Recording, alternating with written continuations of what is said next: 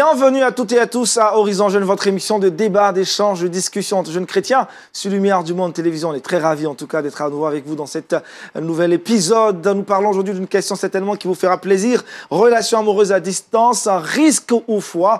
Pour en parler, 4 amis ont répondu fraternellement à notre invitation. Mais bien avant, pasteur Mathieu Guéhi, pasteur consultant à cette émission, dites-nous quels sont les enjeux de ce sujet?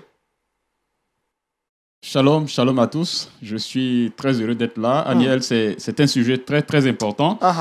Nous vivons dans un monde ouvert. Hein. Le monde est vraiment ouvert et il y a des déplacements tous azimuts. Les gens vont presque partout. Alors, et ce qui va entraîner nécessairement l'éloignement de personnes qui s'aiment, soit qui veulent se marier ou bien qui sont déjà en couple. Ils vont s'éloigner l'un de l'autre. Nous voyons ça un peu presque partout aujourd'hui, mais cette situation a plusieurs fortunes, diverses fortunes malheureusement ou heureusement. Qu'est-ce qu'il faut faire? Je pense que c'est un sujet donc qu'il faut aborder parce que nous sommes tous concernés, ceux qui sont déjà mariés comme ceux qui ne sont pas encore mariés, nous sommes tous concernés. C'est un sujet donc qui mérite d'être abordé. Merci, pasteur, d'être avec nous. Je rappelle le thème relation amoureuse à distance, risque ou foi. Pour en parler, j'ai à ma gauche Vanny Christian, les juristes. Shalom. Shalom. On va bien? Très très bien. En tout cas, merci d'être là avec nous. Alors, qu'est-ce qu'on fait à l'église? C'est quoi ton activité à l'église? Alors, je suis choriste à l'église. Choriste, depuis combien d'années maintenant? 5, 6, 7 ans. 5, 6, 7 ans. Dans la chorale ou dans un groupe musical ou vocal? Dans la chorale. Dans la chorale, super. Choriste, c'est bien défini dans la chorale. Deuxième invité, Gros Samuel, il est étudiant en master d'espagnol. Shalom. Shalom. On va bien? Oui, très très bien. Super. Alors, on fait qu'au sein de ton assemblée, qu'est-ce que tu fais? Je suis aussi choriste. Choriste en ténor. Chorale, hein? Oui, chorale. Donc, après, vous pourrez chanter en fin d'émission pour moi? Oui, pas de problème. Troisième invité, Malam Moïse, l'étudiant, voilà, en option c'est ça, communication et marketing, hein, c'est bien cela? Communication, option marketing, publicité. Et publicité, d'accord. Il est aussi diacre dans son assemblée, très jeune diacre. On va bien? Allez, on fait quoi? C'est quoi la casquette du diacre? Qu'est-ce qu'on fait comme tâche? Le diacre, c'est celui qui est au service de l'Église, voilà, du corps du Christ. En quelque sorte, un esclave pour Jésus. Wow. Voilà. C'est beau. Et en tant que diacre, l'Église m'a responsabilisé d'être le leader du suivi des âmes. Super. Et aussi le responsable du ministère de la jeunesse. En tout cas, c'est intéressant de voir des jeunes diacres. Merci d'être avec nous. Et puis lui aussi, il est assez jeune, mais il est ancien de sa communauté. Kofi Gédéon, shalom. Shalom. De formation, vous êtes agronome en option maraîchère, mais vous êtes ancien dans votre assemblée. Effectivement. Vous faites quoi donc dans cette casquette d'ancien? Ok, je suis ancien, comme vous le dites. Je suis ancien, assistant du pasteur. Et le rôle de l'ancien est tel que peut remplacer le pasteur quand le pasteur est absent. Donc, je suis avec le pasteur, nous travaillons également avec notre pasteur ensemble dans notre assemblée.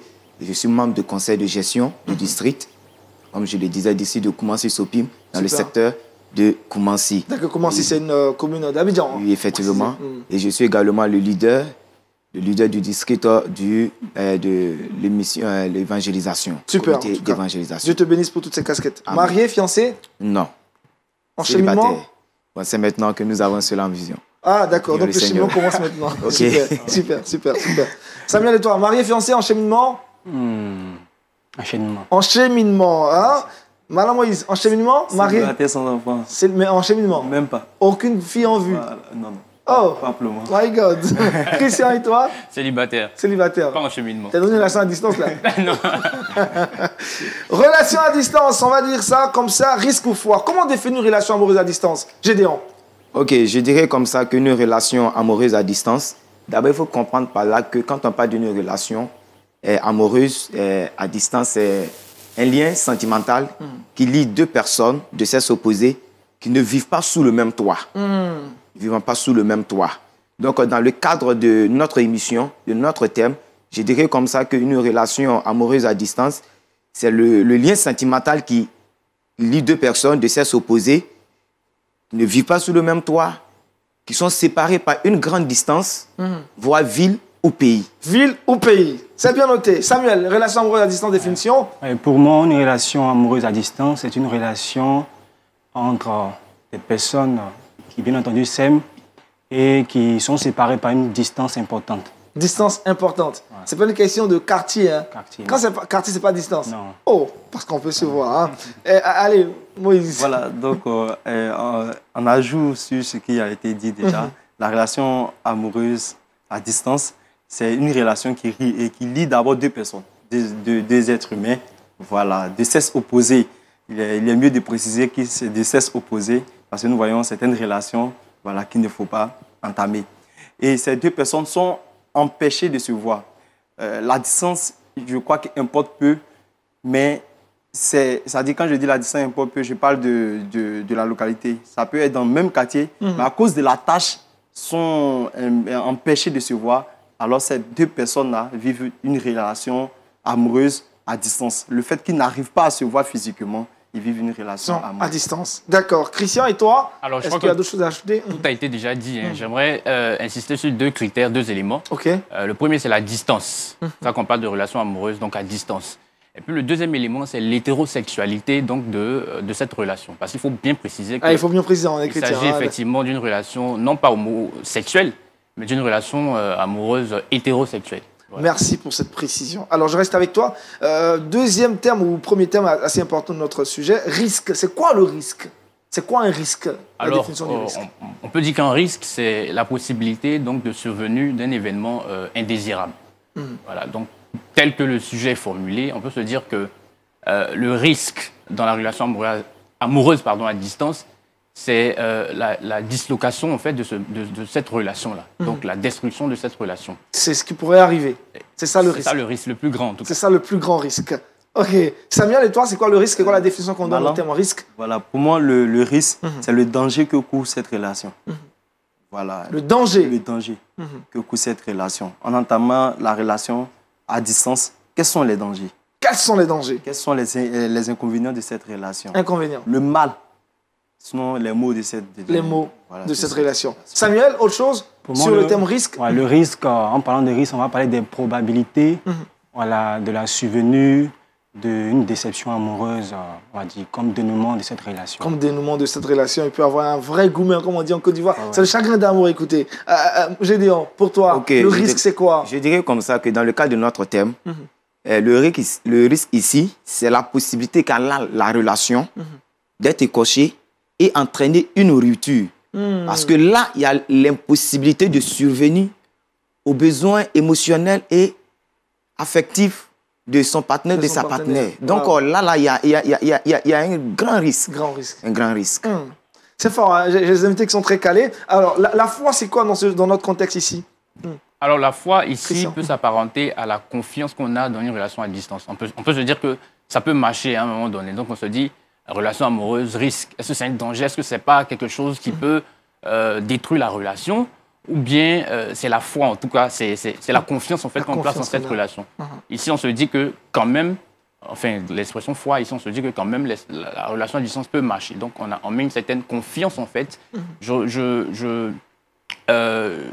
relie, en fait, dans ce contexte-là, foi et confiance, en fait, en cette relation. Foi et confiance en cette relation. C'est bien clair. Samuel, foi? Ouais, moi, je dirais qu'on fait référence là à l'assurance. L'assurance. Qu'on a de voir cette relation aboutir, si possible, à un mariage. Un mariage. Gédéon. Également, je dirais que pour ajouter à ce que mes frères viennent de dire, je dirais que ici la foi, c'est cette assurance que a l'individu qui s'engage dans cette relation-là a fait taire le risque. C'est intéressant. Malgré qu'il existe. Le risque existe forcément dans la relation. La foi, c'est fait taire ça. C'est fait taire le risque et aboutir à une vie commune plus tard, voire au mariage. Super. Parlons maintenant des implications dans une relation à distance. Christian, dis-moi, à quel moment parle-t-on de relation à distance? C'est quoi la configuration? Je crois, comme je l'ai déjà dit, le critère particulier ici, c'est la distance, la longue distance. Voilà. Que ce soit dans les fiançailles, comme dans le mariage, le critère, en fait, distingué, c'est la longue distance. C'est la longue distance. À partir du moment où il y a longue distance parce que, bon, c'est pas dans le même quartier, dans la même ville, on peut se voir. Il y a aussi un autre élément qu'il faut souligner, c'est que les époux, effectivement, dû à la longue distance, ne vivent pas ensemble. Ce critère-là aussi, même si la distance n'est pas trop longue, à partir du moment où on ne vit pas ensemble, on n'a pas cette proximité, j'allais dire, physique.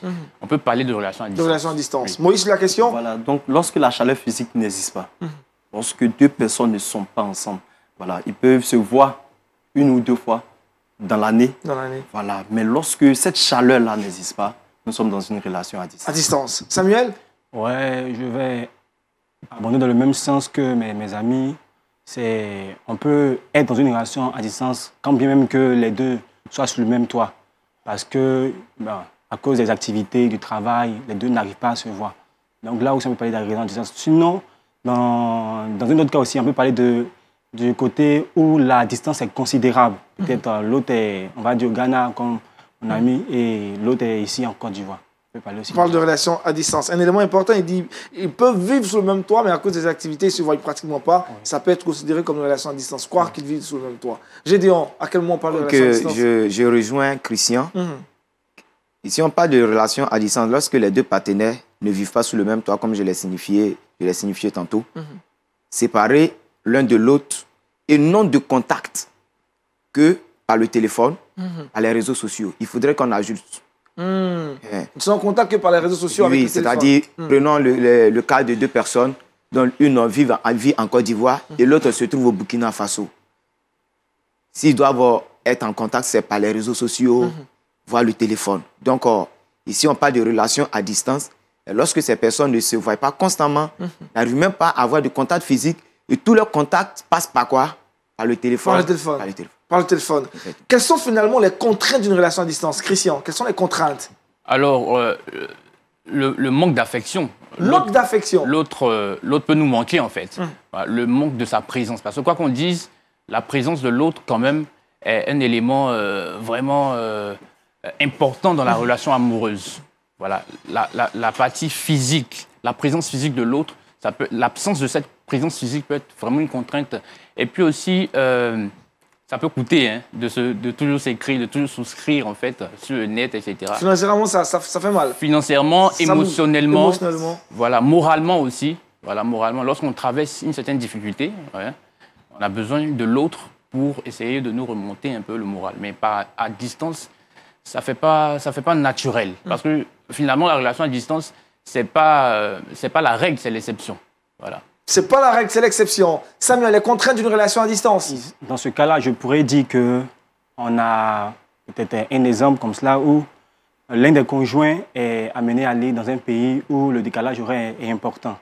On va dire 5 heures de différence. On va s'en dire qu'à cause de cet amour qu'il existe en deux, il sera obligé d'aménager à nouveau son emploi du temps. De sorte à pouvoir avoir toujours les nouvelles de l'autre. L'autre doit faire les nuits blanches pour parler. C'est vraiment des contraintes. Moïse, sur les contraintes d'une relation à distance. Sur les contraintes, il faut noter la naissance d'un monde imaginaire. Naissance d'un monde imaginaire. Voilà. Entre les deux partenaires. Voilà. Dans une relation amoureuse à distance, nous ne sommes pas loin de ce qui n'est pas réel.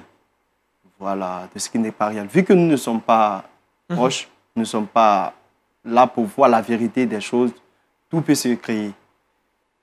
Le mensonge peut exister, comme la vérité aussi peut exister. Donc, il est fort probable qu'il y ait un monde imaginaire. Ça ressemble à de la fiction, là. Voilà.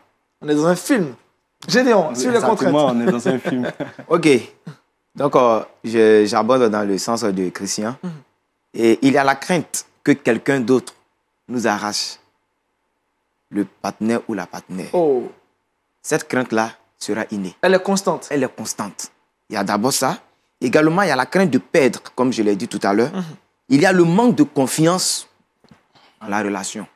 Il y a également le doute sur la crédibilité de la relation. La personne se trouve de l'autre côté du monde. Et moi, je suis ici. Est-ce que ce qu'elle me dit, c'est la vérité? Donc, il y a toutes ces choses-là qui vont s'installer.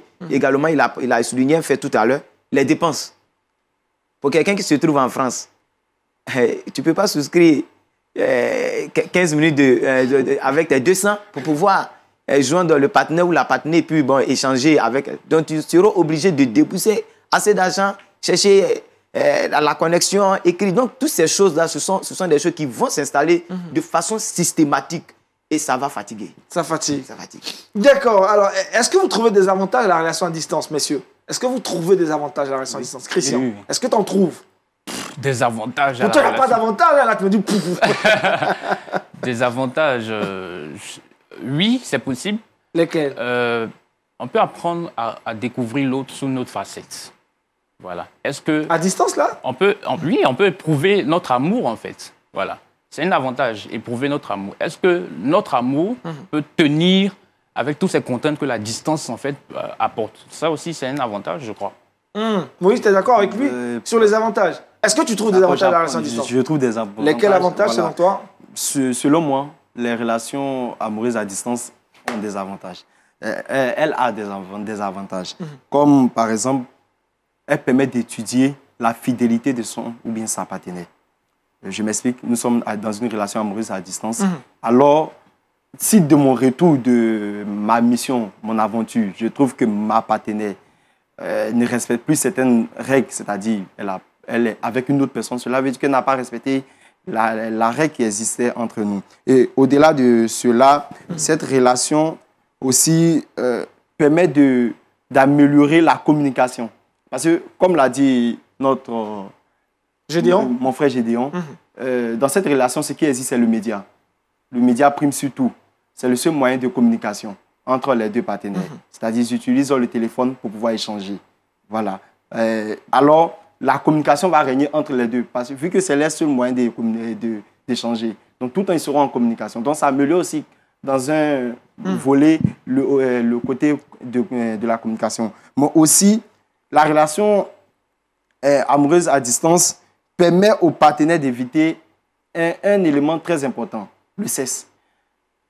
La Bible a parlé du sexe hors mariage. Voilà. Et lorsque nous sommes à distance, ça aussi, il faut noter, lorsque nous sommes à distance, nous évitons ce lien-là que la Bible a parlé. La Bible a dit pas de sexe avant le mariage. Alors la distance même impose cette fidélité. Pour des jeunes qui sont dans les fiançailles, dans la relation à distance, pas de rapport sexuel. Pas de rapport sexuel. Quand on est marié, on est dans une relation à distance, pas de rapport sexuel, c'est pas bien. Voilà. Là, il y a un problème. Tu l'as dit, là, il y a un problème. Voilà. D'accord. Samuel, sur les avantages de la relation à distance. Moi, je partage l'avis de mon ami Vanier. Voilà, parce que les relations permettent de pouvoir éprouver l'amour. Mesurer combien de fois l'autre qui n'est plus près de moi est important. Et là, on a l'impatience, dans l'impatience de voir l'autre, on va tout faire pour pouvoir avoir un comportement qui pourra lui plaire peut-être si on se voit à la suite. D'accord. J'ai dit ensuite les avantages. Est-ce que tu trouves des avantages aux relations à distance? Bon, je ne dirais pas non et je ne dirais pas aussi oui. Pourquoi je le dis ainsi? Parce que on peut dire comme ça que ça va nous permettre d'éviter le péché par le contact physique. Mais n'oublions pas que c'est un risque. Parce que déjà dans cette relation-là, moi je dirais que je n'encourage pas. Je n'encourage pas. De toutes les façons, on aura le temps pour que tu dises quelles sont les raisons qui t'empêchent. Pasteur Mathieu Gueye, dites-nous, est-ce que vous trouvez vous aussi des avantages à la relation à distance? Je pense que c'est comme mes frères l'ont dit, hein, c'est beaucoup de risques, c'est assez compliqué, ça c'est sûr.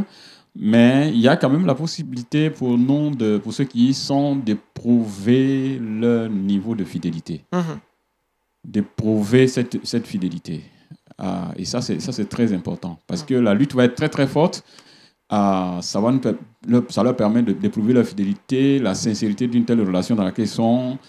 Et ça, c'est vraiment quelque chose de... C'est un avantage, ça c'est sûr. C'est vraiment un exercice pratique, en fait. Même si ce n'est pas totalement souhaité comme ça, mais c'est pratique, on le vit. Mais il y a beaucoup de difficultés quand même. Merci, pasteur. Vous aurez le temps de bien vous prononcer en fin d'émission. Est-ce que vous avez une idée de comment le monde non-chrétien appréhende ou considère la relation à distance? Christian? Je pourrais dire une opportunité pour eux, en fait. Parce que, bon, la plupart des relations amoureuses mondaines ne sont pas fondées forcément sur l'amour. Voilà. Sont fondées sur, comment dire, peut-être, je ne sais pas, l'argent avec les brouteurs, on le voit, les cybercriminels, voilà. Sur le sexe, etc. Voilà. Donc, quand une relation est fondée sur, par exemple, l'argent, bon, la relation à distance, ça marche. Ça fait moins de dépenses. Moins de dépenses. Ça fait des avantages. On reçoit à chaque fois de l'argent du partenaire qui est peut-être en Europe ou je sais pas, dans un continent. Donc, il y a cet avantage-là aussi. Et puis, si c'est sur le sexe, bon, il y a des pratiques un peu malsaines. Hein. Voilà. Il y a des gens qui peuvent pratiquer en fait, le sexe sur le net. En fait. Ce sont des sextapes. Voilà. Exactement. Donc, le monde ne voit pas le sexe, enfin, la relation amoureuse telle que nous, chrétiens, on le voit. Ça, c'est clair. Ça, c'est sûr. Voilà. Mais dans une question de distance, Moïse, qu'est-ce que comment tu vois, comment le monde chrétien appréhende? Le monde adhère. Le monde adhère à cette vision. Pourquoi? La relation amoureuse à distance permet même aux mondains de mieux vivre dans l'infidélité avec son ou sa partenaire. Voilà, par exemple, pour un couple, si le couple est en voyage ou bien l'autre est à distance, ça me permet d'avoir 2 ou 3 autres relations amoureuses. Donc, ça, c'est une opportunité même pour le monde. Pour le opportunité. Monde, voilà, pour le monde, c'est une belle vision. Une belle vision. Samuel? Bon, je pense que pour une franche partie cette partie de personnes qu'on appelle le monde, la relation à distance est dangereuse. Dans ce sens-là où le partenaire est fidèle. Il s'est dit que si sa compagne ou son compagnon va de l'autre côté, il peut rencontrer quelqu'un là-bas et peut-être tromper. Et une autre partie qui voit dans les relations à distance, on va dire, un moyen de pouvoir profiter, comme mon frère l'a dit, on va dire, de la situation financière de l'autre. On a pris le cas du broutage ou d'autres, à travers les réseaux sociaux, arnaquent les autres et en profitent. Gédéon? Ok, le monde non chrétien la conçoit, c'est-à-dire je parle de la relation comme quelque chose de normal. Quelque chose de normal, de légal. Parce qu'aujourd'hui, il faut comprendre par là que ce système, c'est-à-dire ce système de relations amoureuses à distance, n'est pas un fait chrétien, n'est pas un fait biblique. C'est né du monde. Donc si cela est né du monde, c'est parce que le monde aime. Le monde trouve ça normal que le monde a mis cela sur le marché. Donc, le monde adhère à cela, mais il n'ignore pas le risque. Ils sont conscients du risque. Ils sont conscients du risque. Malgré cela, ils font. Aujourd'hui, nous avons des agences dans lesquelles on peut aller et puis bon, on va te mettre en contact avec peut-être une soeur, une femme qui vit quelque part dans le monde, en Europe ou bien en Asie, et toi, tu te trouves en Afrique. Et ils vont commencer à faire quoi? À causer, à se familiariser. Et au bout d'un certain moment, on trouve que vraiment l'autre m'a trompé, l'autre m'a fait ceci, l'autre m'a fait cela. Donc, ils trouvent cela normal, mais ils n'ignorent pas, le monde n'ignore pas le risque qu'il court. Voilà qui est bien clair. Jetons nos regards maintenant dans la Bible et essayons de voir la relation à distance sous l'angle chrétien. Est-ce que la Bible aborde la question de la relation à distance? Christian? Alors, moi, je tire un exemple, le parfait exemple, de la relation à distance. Le pasteur pourra nous éclairer là-dessus. C'est cet exemple de Jésus-Christ avec son Église. Nous sommes donc l'épouse du Christ. Justement. Jésus dit, je pars vers le Père pour vous préparer une place. Et quand je vous enverrai donc le Saint-Esprit. Donc, physiquement, Jésus-Christ, il n'est pas là. On est dans une relation à distance, c'est ça? Physiquement, en fait, Jésus-Christ n'est pas là. Mais il a laissé quand même son Saint-Esprit qui opère en esprit, qui n'est pas là, je veux dire, physiquement. On ne peut pas toucher Jésus physiquement. Donc là, on peut parler quand même de relation à distance. Mais Jésus revient pour prendre son... Ça veut dire que la relation à distance n'a pas vocation quand même à être à s'éterniser. Éternellement, Voilà, bien sûr. Donc quand on prend la durée, je ne sais pas si on doit dire la durée de l'éternité et la durée de la vie qu'on a sur Terre, bon, vous voyez, le temps de la relation à distance et le temps de l'éternité, il n'y a pas match, il n'y a pas photo. Ça veut dire que la relation à distance n'est pas la règle. Voilà, c'est une exception. Et Jésus est en train de, effectivement, éprouver notre amour pour lui. Éprouver notre amour pour lui. En fait, c'est ça. C'est ça, enfin, l'objectif, peut-être, d'une relation amoureuse. Et je pose la question, est-ce qu'il trouvera une église avec la foi? Avec la foi, voilà. Donc c'est, comme tu l'as dit, éprouver notre foi.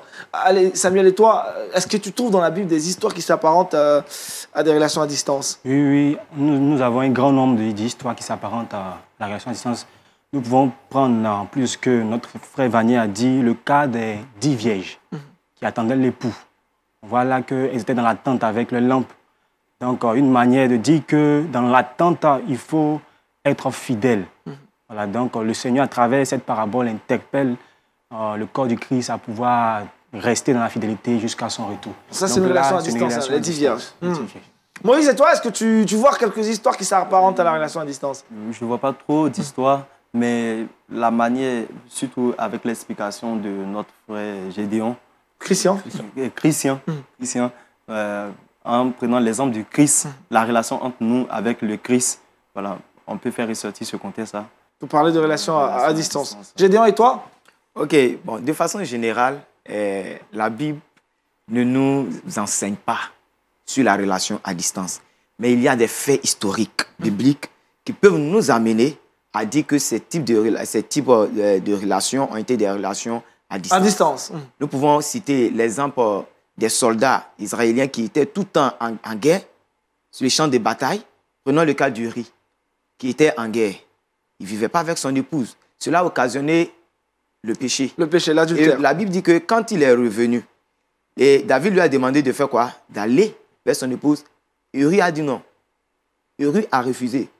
Parce qu'il a fait mention d'un mot. Il dit l'ange de l'Éternel était où ça? Au combat. Donc lui, Uri, il était en relation en distance avec son épouse. Nous avons également le cas de Salomon, qui avait 1000 femmes. Il pouvait voir toutes ces femmes dans une même année. Parce qu'on n'a que 365 jours dans l'année. 365 jours et il a 1000 femmes. Donc, toi, tu es mathématicien. Hein? Donc, nous pouvons citer ces faits-là pour dire qu'il y a eu ces choses-là qui peuvent nous amener à dire qu'il y a eu des relations à distance. Mais de façon générale, où la Bible nous donne des enseignements, des versets bibliques pour étayer, pour dire que non, ça, en tout cas, jusqu'à présent, je n'ai pas encore... Tu as lu de Genèse l'Apocalypse. Non, en tout cas, je ne dirais pas que je connais totalement la Bible, mais... selon ce que la grâce que le Seigneur nous a fait de pouvoir comprendre, nous n'avons pas encore... D'accord. Peut-être le pasteur nous dira le contraire. Pasteur Mathieu Guéhi, dites-nous, est-ce qu'on résout des relations à distance dans la Bible?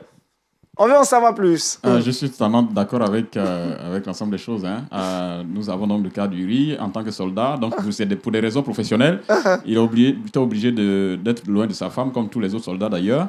Et nous avons aussi le cas, par exemple, de Moïse, qui était revenu en Égypte avec sa femme et ses 2 enfants. Et il a dû les faire partir après.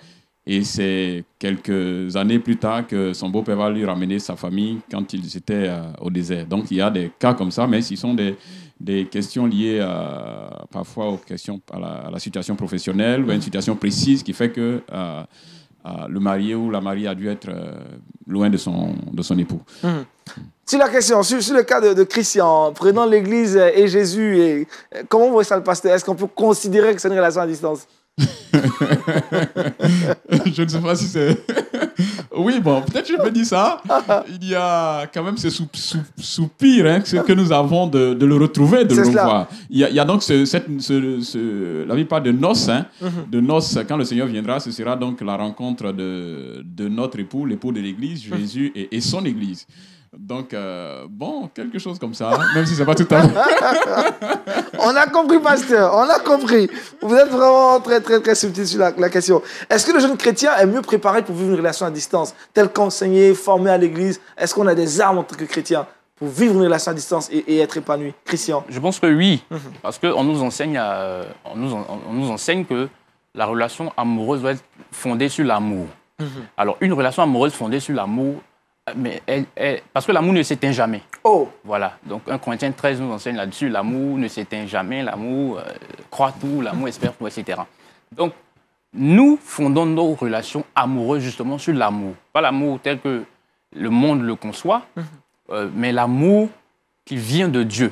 L'amour qui est solide, qui ne se brise pas. Donc, la distance, il est écrit, qu'est-ce qui nous séparera de l'amour de Dieu, etc. Donc, notre amour, notre type d'amour qu'on a, c'est un amour qui ne se brise pas.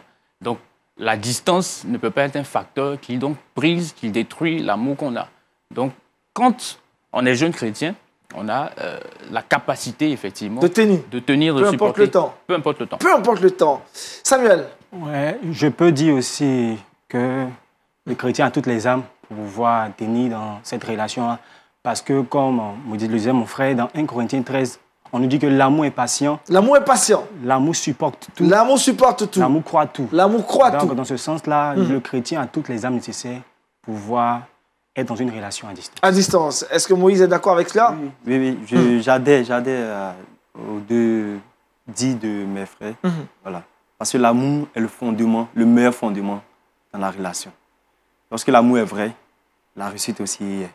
Voilà. Donc, le jeune chrétien est celui-là aussi qui est mieux enseigné sur l'amour, qui connaît le vrai amour. Il faut noter que le monde, parfois, essaie de nous donner la définition de l'amour, mais le monde n'a pas la vraie définition de l'amour. Le monde n'a pas la vraie définition. Car la vraie définition de l'amour a été donnée par Christ lui-même. D'abord de façon théorique et aussi de façon pratique. Il a montré le vrai amour. Et il nous a donné cette définition. Donc, c'est nous les chrétiens qui avons la vraie définition de l'amour. Alors, avec tous ces enseignements que nous avons, je crois que nous sommes mieux préparés, nous sommes mieux équipés pour pouvoir entamer une relation amoureuse à distance. À distance. Gédéon? OK. Sur cette question, vraiment, je ne suis pas du tout d'accord. On le sait. Dis-nous pourquoi. Avec mes frères.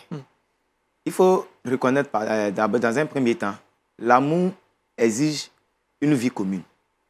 Ça, c'est un premier point. 2, nous l'avons dit tout à l'heure que ce système de relations amoureuses à distance n'a pas de fondement biblique en tant que tel. Ce sont des faits historiques qui peuvent nous amener à dire que bon, ce type de relation était une relation à distance. On fait des interprétations. Donc, dire que le jeune chrétien est mieux outillé, c'est un danger. Pourquoi je le dis ainsi? Parce que c'est un système qui est né du monde. Et ce système a des exigences.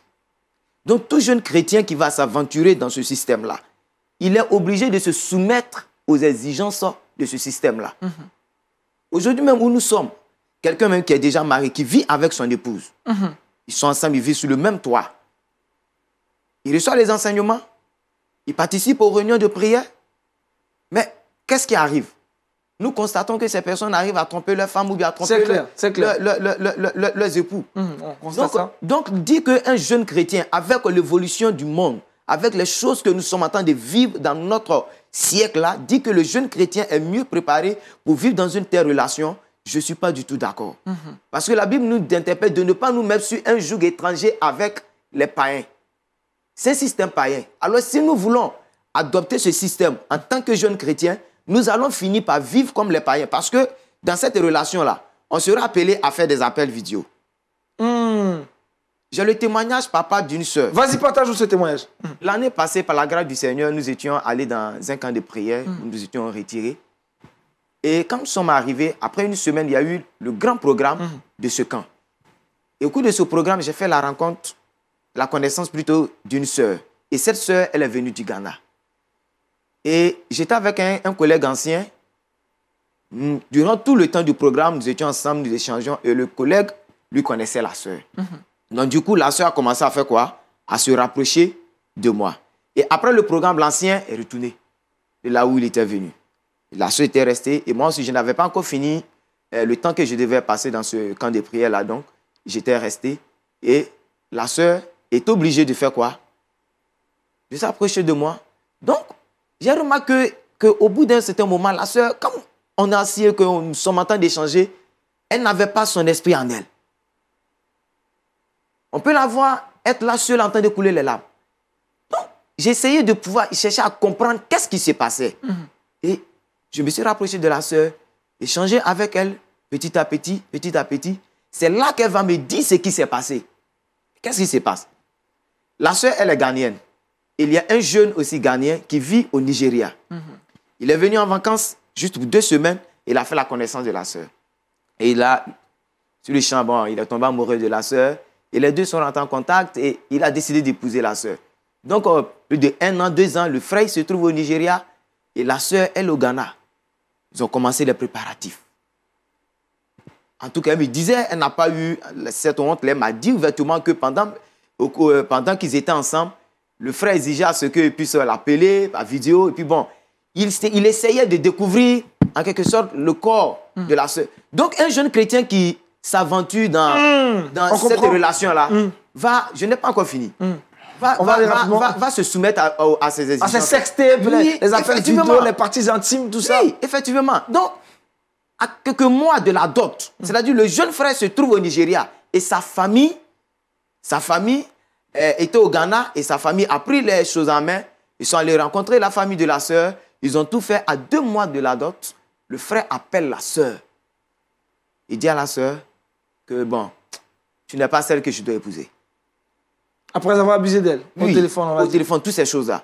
Parce que tout le temps, au téléphone. Était-il chrétien? C'est la question. Et chrétien, et sur quoi? Ancien. D'accord. Ancien de l'Église. D'accord.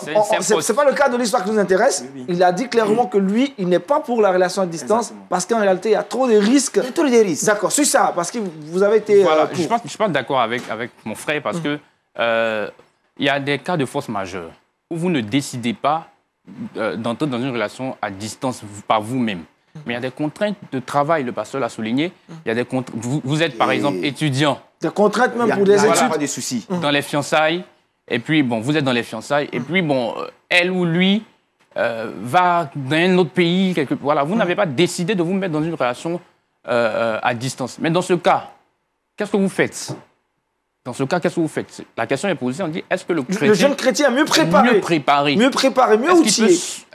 Quand on demande si le jeune chrétien est mieux préparé, on admet que la relation à distance est risquée.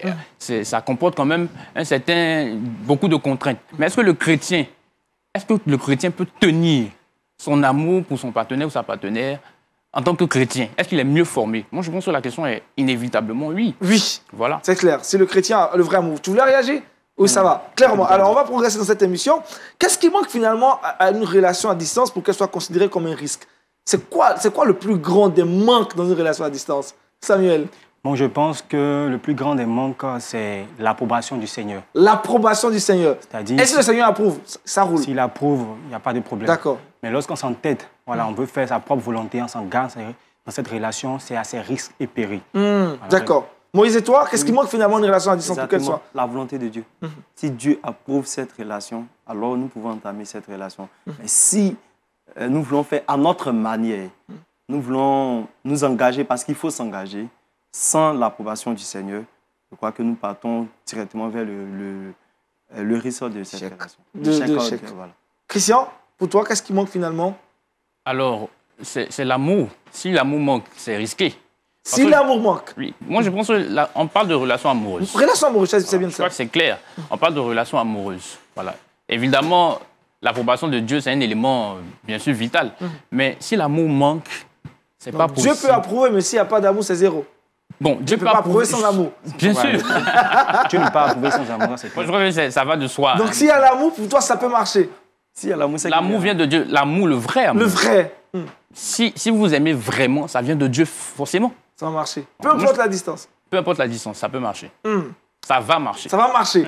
Gédéon. Ok, bon, moi, j'ai souligné quelques points. D'abord, il y a le contact physique. Le contact physique peut faire chuter, échouer la relation. Même si Dieu est dedans. Oui. Si vous ne voyez pas assez régulièrement, même si Dieu a validé. Effectivement. Parce que là, il aura manque d'affection. Manque d'affection. Manque d'affection. Parce que deux personnes qui vivent peut-être ici en Côte d'Ivoire, prenons le cas de la Côte d'Ivoire, qui vivent ici en Côte d'Ivoire, bon, ici à Abidjan, au moins ils ont cette possibilité-là, au moins dans l'année, de se voir au moins une fois.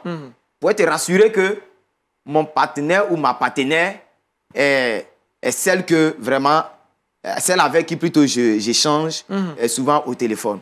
Et puis il y a également la méconnaissance de l'identité réelle de la personne. Parce que pas assez de temps de fréquentation.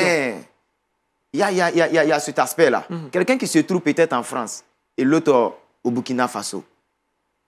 Bon, vous échangez, elle vous parle, vous lui parlez effectivement, mais est-ce que ce qu'elle dit correspond à son caractère, correspond à son comportement? Il y a tous ces éléments-là qu'il ne faut pas ignorer. Donc il y a la méconnaissance, autre chose encore? Donc je disais comme ça qu'il y a la méconnaissance et le contact physique et le manque d'amour, comme nos frères l'ont souligné tout à l'heure.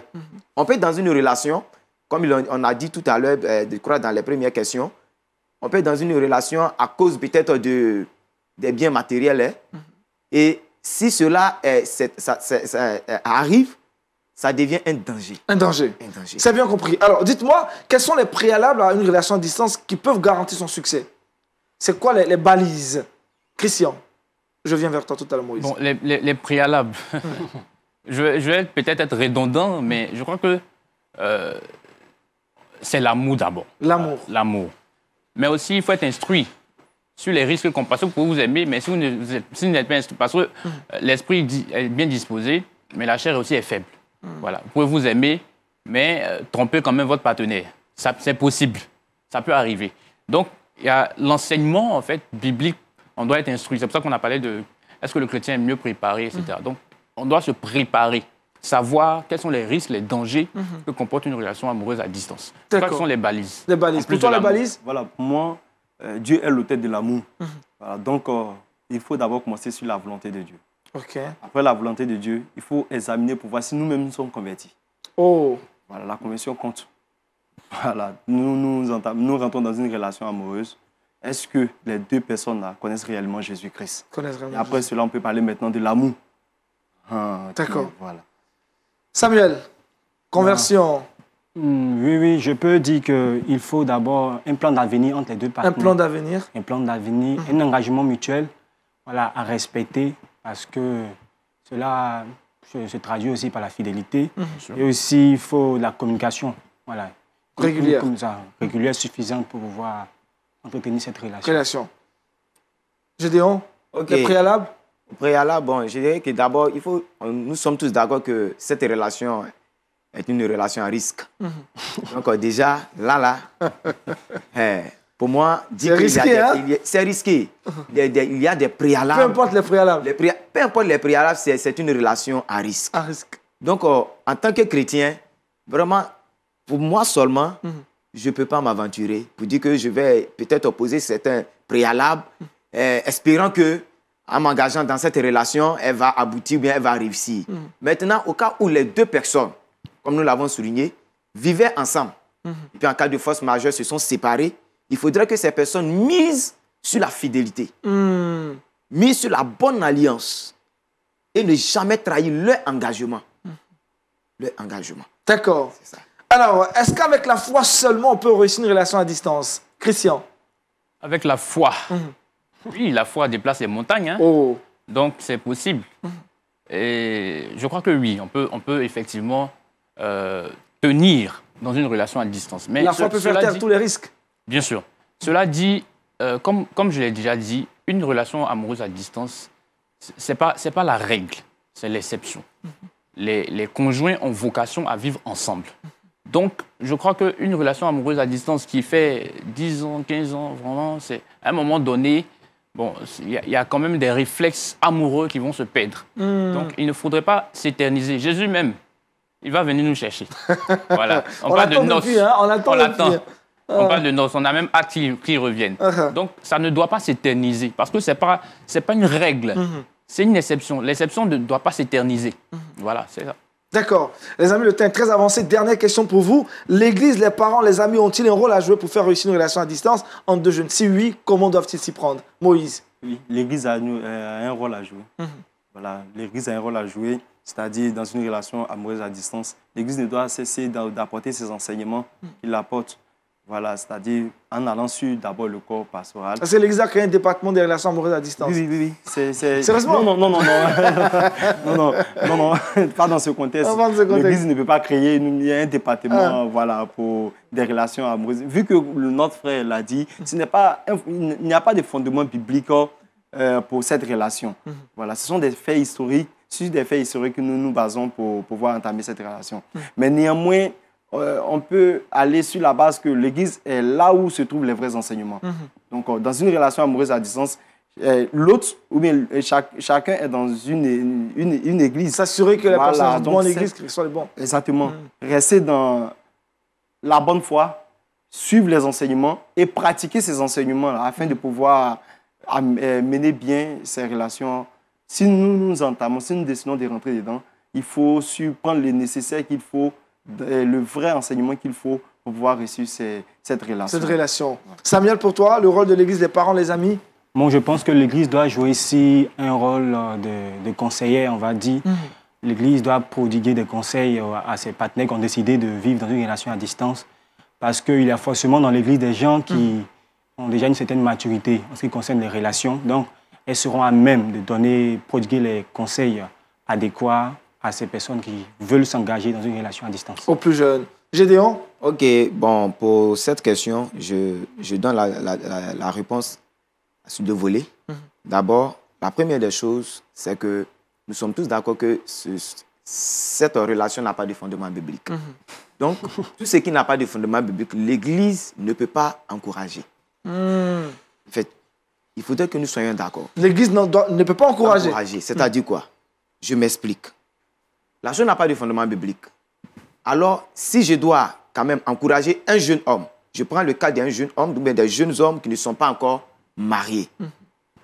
Dire, rassembler les jeunes à l'église pour dire que vous, les célibataires, vous pouvez, en tout cas, vous aventurer sur les réseaux sociaux et puis vous trouvez un ou une partenaire quelque part au bout dans le monde, ce n'est pas chose à encourager. Ce n'est pas chose à encourager. Maintenant, dans le cas où les deux vivent ensemble, nous l'avons dit, l'autre est parti. L'Église a cette responsabilité, les parents et les amis ont cette responsabilité de faire quoi?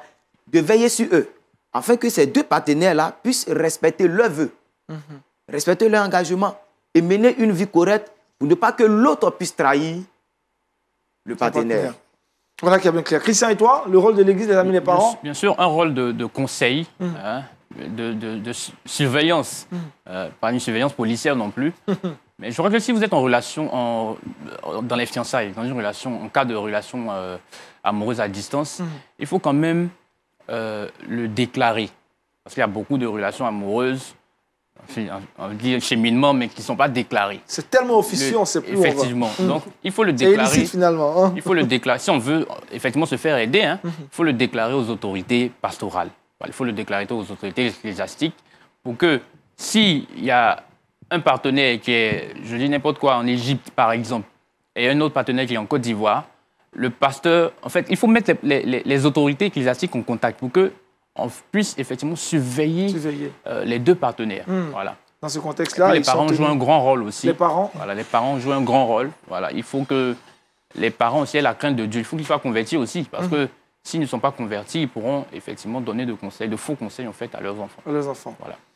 Merci les amis. Pasteur Mathieu Gueye, que faut-il retenir dans cette émission? Relation à distance, amoureuse à distance, risque ou foi? Aniel, je suis vraiment émerveillé. On a des frères qui ont été exceptionnels. Hein. Je veux dire, au début, quand ils se présentaient, chacun disait mais je ne suis pas encore fiancé, je ne suis pas fiancé, je ne suis même pas encore engagé. Alors, en les écoutant, je me dis mais les gars, vous êtes prêts pour continuer et pour vous engager immédiatement. Ils sont totalement dans le sujet. Je voudrais vraiment leur dire merci pour cette réflexion assez profonde qui a été menée. Alors, avant de continuer, je lis ce passage. 1 Corinthiens 7, verset 5. Ne vous privez point l'un de l'autre, si ce n'est d'un commun accord pour un temps, afin de vaquer à la prière, puis retourner ensemble de peur que Satan ne vous tente, ainsi de suite. Donc, ce test, c'est vrai qu'il est en train de s'adresser à des couples, mais l'idée que je tire de ce test, c'est qu'une relation amoureuse n'est pas faite pour être vécue à distance. Et ça, c'est quelque chose de très important. Je parlais à un couple dans un pays où j'étais passé, un couple, donc monsieur est dans ce pays et puis madame est ailleurs, et puis ils sont restés là pendant des années. Je leur ai dit, ne prenez pas l'habitude de vous passer l'un de l'autre. Et ça, c'est très dangereux quand des couples ou bien des jeunes, des gens qui sont engagés arrivent à un moment donné à se passer l'un de l'autre. C'est-à-dire quand l'absence de l'un est égale à ça, enfin, ça ne nous dit absolument rien. Ça, c'est... Ou alors, il n'y a pas de relation, on n'est pas engagé dans une relation amoureuse. Dans ce cas, les choses s'arrêtent là. Mais si on est engagé dans une relation amoureuse, c'est pour que nous soyons ensemble. Et dans ce cas, il faut veiller à ce que nous réduisons au maximum les choses qui feront que nous soyons obligés de ne pas être ensemble. C'est vrai qu'il y a des défis professionnels qui sont là, des questions liées aux études, mais nous devons être en mesure de faire un maximum de sacrifices pour éviter les relations à distance. Parce qu'il y a beaucoup de dangers, il y a beaucoup de risques. Que ce soit pour les questions professionnelles, parfois, oui, on veut gagner beaucoup d'argent, et parfois on va sacrifier toute la famille, et c'est très compliqué. J'ai vu une dame tout à fait abattue, son mari a de gros sous, mais elle n'a pas été mariée pour être là dans une maison où son mari n'est jamais là. Donc je vais dire ça, c'est des choses qu'il faut carrément éviter. Même quand on est fiancé, on a besoin d'être là, le cœur a besoin de battre, on a besoin de voir l'autre, et puis c'est très intéressant d'être là, de se voir. Donc je vais dire que la question d'être à distance l'un de l'autre soit vraiment une exception. Il ne faut pas, et ce n'est pas encouragé vraiment. Si la situation l'impose, ok, il faut le faire, mais il faut faire très attention et prendre toutes les dispositions pour que, en fait, et en général, beaucoup de relations de ce genre n'aboutissent pas, beaucoup de fois. Merci, pasteur. En tout cas, pour ceux qui nous suivent, ce n'est pas une manière de décourager ceux qui sont dans les relations à distance. Hein. C'est avec sagesse que vous avez parlé. Ouais. C'est vraiment pas la règle, c'est l'exception. Merci beaucoup, pasteur Mathieu Gueye. En tout cas, pour parler de ce sujet sur les relations à distance, nous avons reçu 4 invités. Merci à Van et Christian. On a pris de plaisir à passer du temps avec toi. À Gros Samuel, à Malan Moïse, et puis enfin à Kofi Gédéon. Ici, c'est chez vous. Vous pouvez revenir quand vous voulez pour les différents thèmes pour lesquels on va vous solliciter les prochaines fois. Merci à toutes ces personnes qui nous ont suivis. Merci à l'équipe de production, de réalisation de Horizon Jeune. Ce soir à 17h, vous aurez sans façon 19h30 le culte en live. Ne manquez pas ce programme. On se retrouve dans une semaine pour un autre thème encore sur Horizon Jeune. D'ici là, portez-vous bien. À bientôt. Shalom chez vous.